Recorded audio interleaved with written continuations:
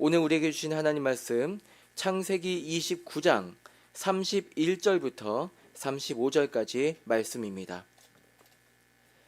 여호와께서 레아가 사랑받지 못함을 보시고 그의 태를 여셨으나 라헬은 자녀가 없었더라. 레아가 임신하여 아들을 낳고 그 이름을 르우벤이라 하여 이르되 여호와께서 나의 괴로움을 돌보셨으니 이제는 내 남편이 나를 사랑하리로다 하였더라.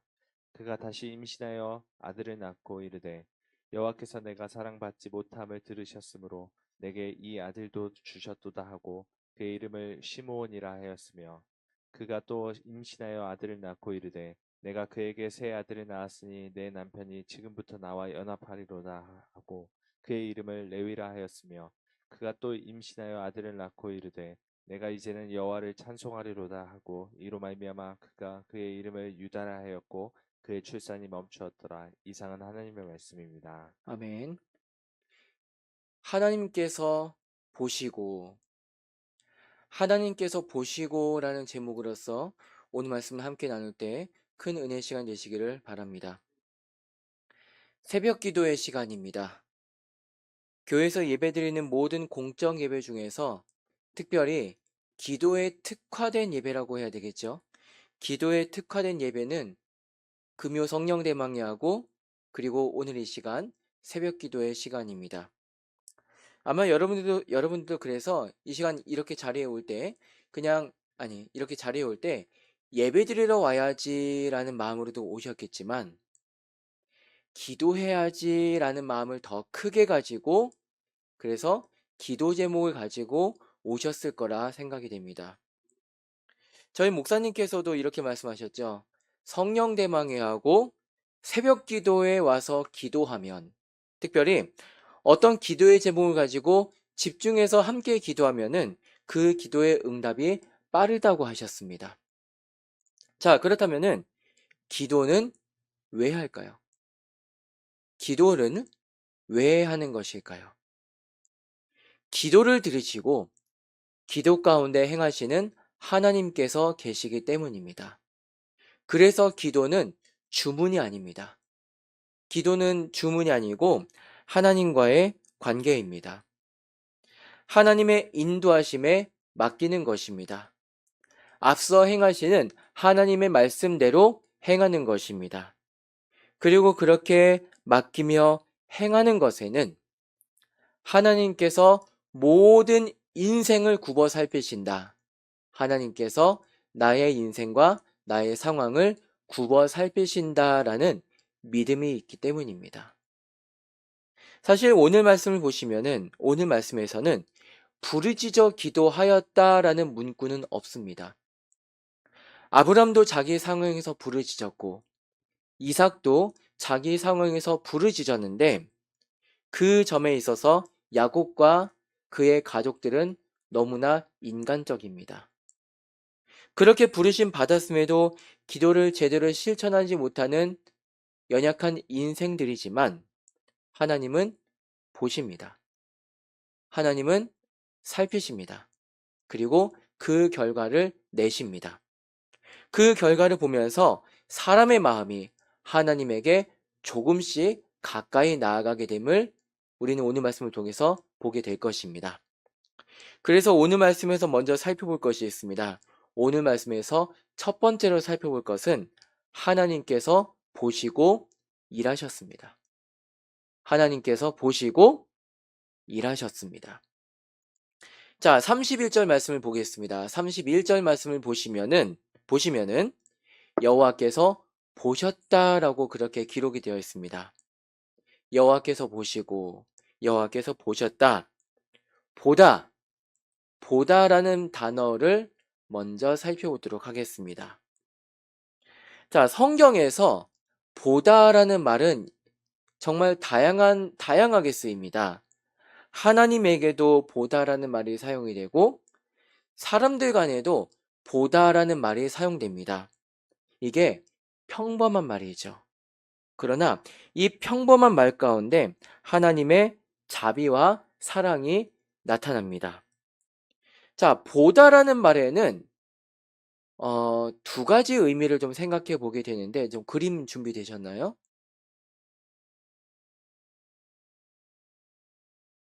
네,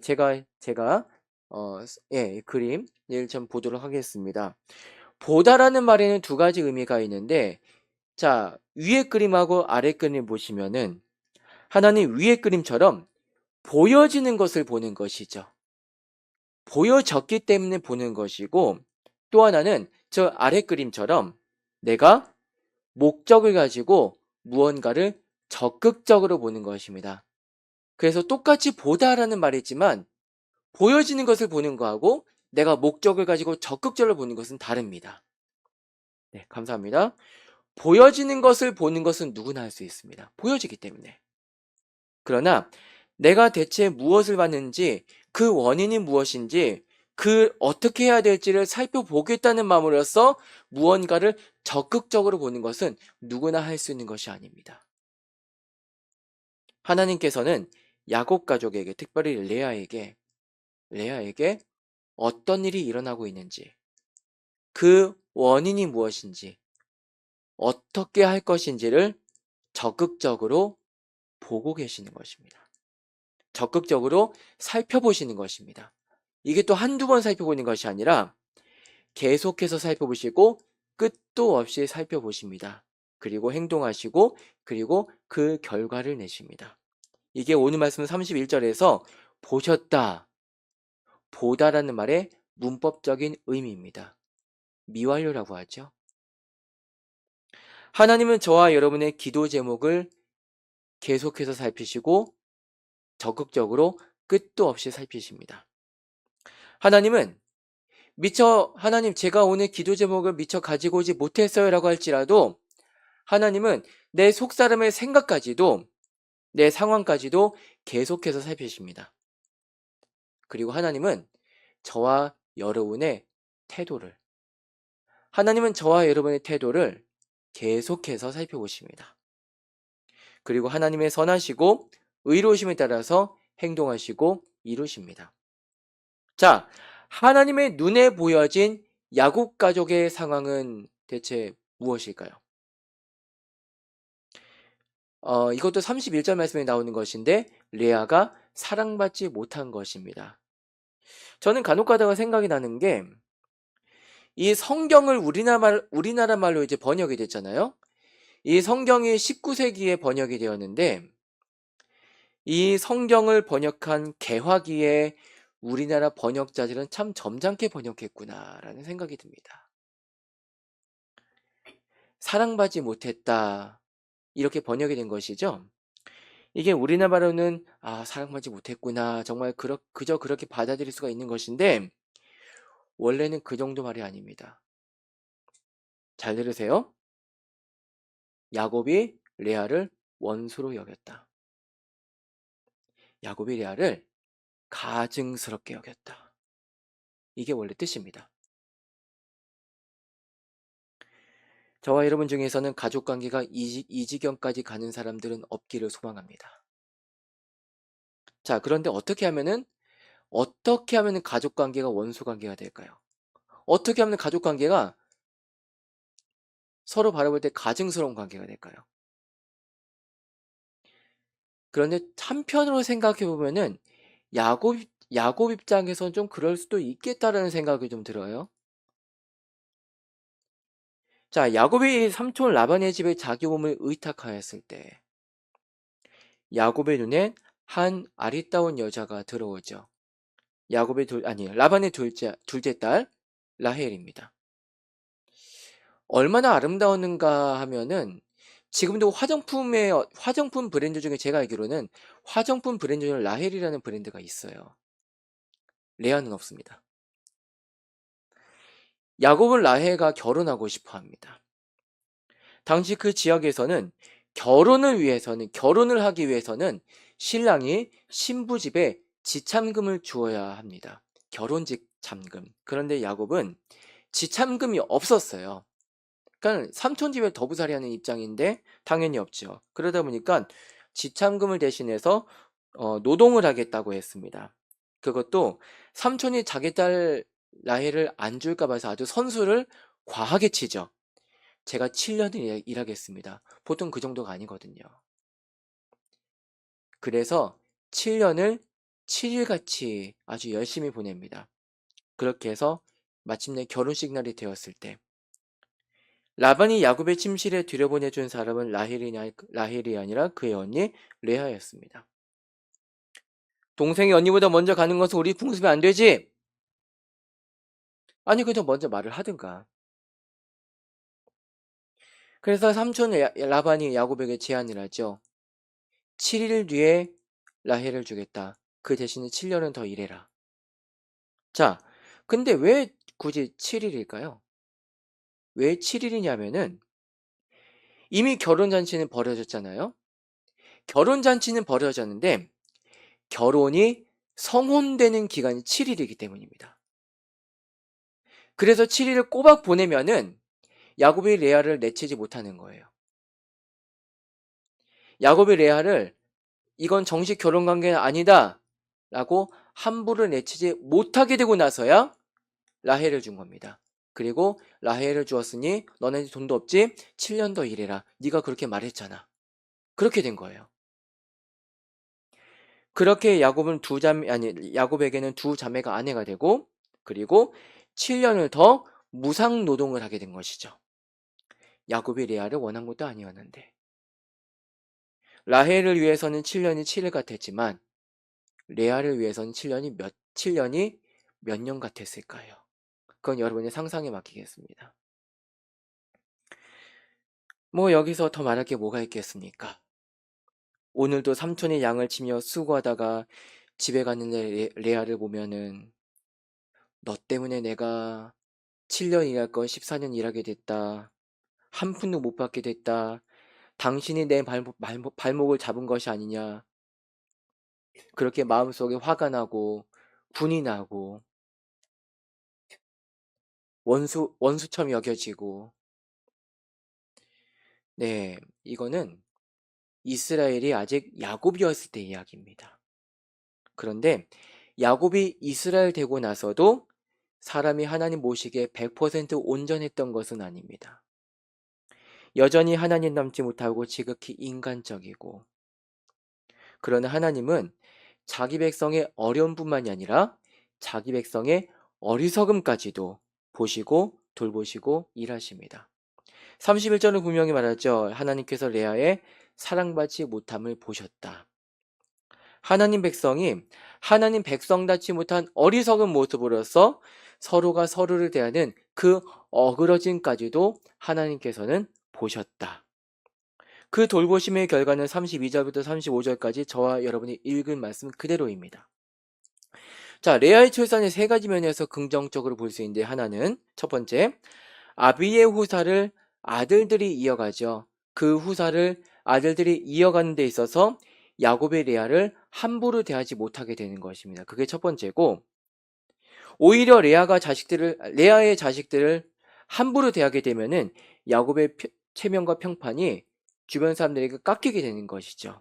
두 번째, 하나님께서 아브라함에게 수많은 후손의 축복을 주셨죠. 그걸 생각하면은 그 축복의 수많은 지분이 누구에게 돌아가겠습니까? 레아의 자손들에게 돌아가는 것이죠. 레아는 야곱에게는 점수가 한없이 낮은 사람이었죠. 그런 하나님은 그 점수와 가격을 역전시켜 주시는 것입니다. 그래서 우리가 고백하죠. 역전의 하나님이라고. 그리고 하나 더, 모든 사람이 레아와 같은 축복을 받는 것은 아닙니다.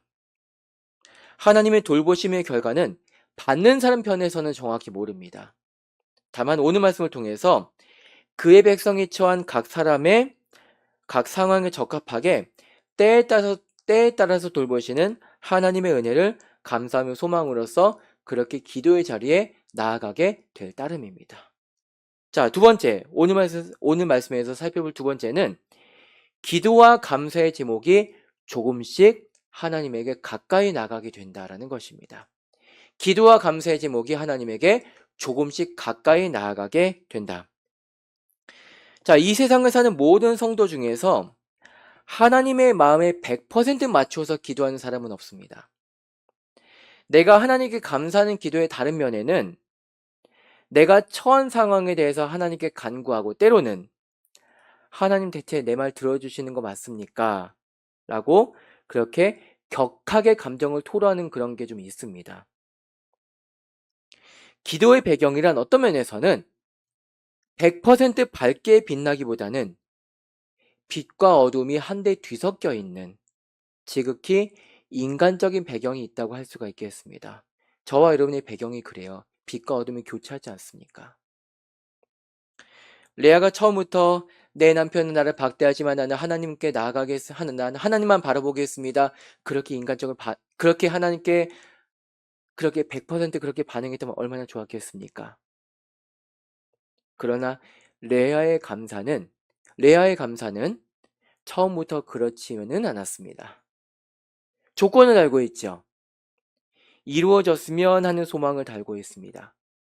그 조건과 소망의 표적이 있습니다. 자기 남편입니다. 이제는 내 남편이 나를 사랑하리로다. 여호와께서 내가 사랑받지 못함을 들으셨다. 지금부터 내 남편이 나와 연합하리로다. 하나님, 나의 상황을 아시고 나의 상황을 돌보사 아들들을 낳게 해주셨으면은 그게 표적이 되고 능력이 되고 역사가 되어서 남편이 나에게 돌아오게 해 주십시오. 남편이 나에게 주는 마음의 괴로움과 증오와 원수가 아니라 사랑과 연합이 되게 해 주옵소서. 레아는 그 마음으로서 자식의 이름을 짓고 있습니다. 그 자식의 이름, 이게 사실은 남편이 향한 메시지입니다. 여러분 성경책에 보시면 각주가 달려있죠. 르우벤, 시몬, 레위 어떻게 적혀 있습니까? 르우벤은 보라 아들이다. 시몬은 들으심, 세 번째 레위는 연합함. 이렇게 레아의 이름 짓기를 기도라고 한다면은 그 기도의 목적과 표적은 명확하죠. 남편 변화되기를 바라는 것입니다. 남편의 마음이 변화되고 그 변화된 행실이 나를 향해서 좋게 이루어져서 이제 내 기도가 응답되어서 이제 남편이 나랑 연합했으면 좋겠고 내가 남편에게 아들 낳아줬으니까 그 아들 좀 봐주기를 원하고 자, 제가 얼마 전에 보게 된 만화가 좀 있어요. 우연히 보게 되는데 이제 막 결혼한 부부가 신혼여행을 갔어요. 신혼여행을 가는데 그날 밤 서로의 모습을 보고 정말 놀래서 질색을 하고 말아요. 왜냐? 좀 전까지 있었던 잘생긴 사람, 아름다운 사람이 아니라 그 아름다운 사람은 어디 가고 내 앞에 흉측한 괴물 한 마리가 서 있는 거예요. 그래서 질색해서 남편도 아내에게서 도망가고 아내도 남편에게서 도망가요. 그러나 남편도 아내도 마음을 고쳐먹어요. 그래서 다시 가까이 와서 그 괴물을, 그 자기 앞에 서 있는 그 괴물 한 마리를 끌어안고 같이 맞추어 살아가죠. 이게 결혼 생활이라고. 그래서 다시 만나서 서로 안아주고 있다고, 그 괴물을. 그런데 오늘 말씀과 견주어서 생각해 본다면은 사람은 결코 그렇게 하지 못해요. 끌어안아야지 하면서도 나는 괜찮은 저 사람은 회개해야 돼. 이게 사람입니다. 부부 관계도 그렇고, 부모 자녀 관계도 그렇고, 형제 자매 관계도 그렇고, 친척과 친구 관계도 그렇고, 회사 동료 관계도 그렇고, 상관과 부하 관계도 그렇고, 다른 그 어떤 관계도 그렇고, 나는 괜찮아. 저 사람은 잘못해서 회개해야 돼. 그렇기 때문에 성경적으로 보면은 서로 간에는 이게 100% 나아지지 못해요. 중재자가 한 분 있어야 됩니다. 그 영원한 중재자가 저와 여러분의 하나님이십니다. 사람은 믿음의 대상은 당연히 아니에요. 그래서 믿음의 대상은 아니고 사랑의 대상이다. 그런데 사람은 사랑의 대상도 결코 되지 못합니다. 그러나 중재하시고 선하신 하나님을 우리가 믿는다면, 그래서 모든 것이 하나님의 선하심 안에 있음을 믿는다면은 나의 기도는, 우리의 기도는 그제서야 하나님을 향해서 한 걸음 더 나아가게 될 줄 믿어요. 그게 35절 말씀입니다. 35절 말씀은 제가 좀 읽어볼게요. 제가 읽겠습니다. 그가 또 임신하여 아들을 낳고 이르되 내가 이제는 여호와를 찬송하리로다 하고 이로 말미암아 그가 그의 이름을 유다라 하였고까지만 제가 읽을게요. 남편이 변화되지 않아도 하나님께서 선하게 일하실 줄을 믿습니다. 어떤 상황에서도 하나님을 찬송하려고 합니다. 유다의 이름이 찬송이에요. 여기까지만 보면은 성도로서 아름다운 태도의 결말이겠지만 한 가지를 더 봐야 됩니다. 제가 중요한 질문 하나 드리고 마치려고 합니다. 세 번째, 그래도 감사라고 할 수 있습니까? 지금 아멘 하신 분은 좀 생각해 보시고 아멘 하세요. 제가 좀 깜짝 놀래 얘기 좀 할게요. 아까 읽은 35절 말씀이 이렇게 마치죠. 그의 출산이 멈추었더라. 왜 멈췄을까요? 저 지금 질문 드린 거예요. 왜 멈췄을까요? 정답. 지금 누군가가 정답 말했어요. 너무 빨리 정답 말했는데? 혹시 목사님께서 그렇게 가르쳤나요? 아니에요? 정말이에요. 성경학자들 여러 가지 의견이 있는데 제가 그 중에서 제가 어떤 의견 보고 정말 깜짝 놀랐어요. 야곱이 더 이상 잠자리 같이 안 하는 거예요. 그전만 해도 가뭄에 콩나듯이 그래 네가 나의 첫 번째 아내지 하면서 야곱이 그나마도 잠자리 같이 했는데 이제는 야곱이 레아의 침실을 안 가는 거예요. 두 가지 근거가 있습니다. 그 다음 장에 라헬이 심하게 투기하고 경쟁을 했기 때문에 그래 네 명이나 낳아줬으면 됐지 해서 야곱이 레아를 멀리하게 된 거고 그리고 한참의 시간이 지난 뒤에 레아가 다시 새 아이를 출산하게 된 게 두 가지 근거입니다. 그의 출산이 멈췄더라. 야곱이 레아의 침실로 다시 가지 않았다. 이 의견이 유일한 정답은 아닙니다만 제가 여기서 질문 드립니다. 하나님의 응답이 있었습니다. 그러나 남편이 더 악랄하게 반응합니다. 누군가는 이렇게 말하더라고요. 야곱 같은 사람하고는 사귀지 맙시다. 야곱 같은 사람은 가까이 대해서는 안 되는 사람입니다. 라고 그렇게 얘기하더라고요. 저는 그 의견에 상당 부분 공감합니다. 그래도 감사입니까? 그래도 감사할 수 있습니까? 오늘 이 시간 저와 여러분이 기도하는 그 기도의 제목에 하나님이 선하시게 반응할 줄로 믿어요. 그러나 이건 한 가지 기억하세요. 정작 그 기도에 담겨져 있는 대상자는 더 악랄하게 반응할 수 있습니다. 그래도 하나님의 일하심을 기대하고 소망하고 기다리며 그래도 감사라고 말할 수가 있겠습니까?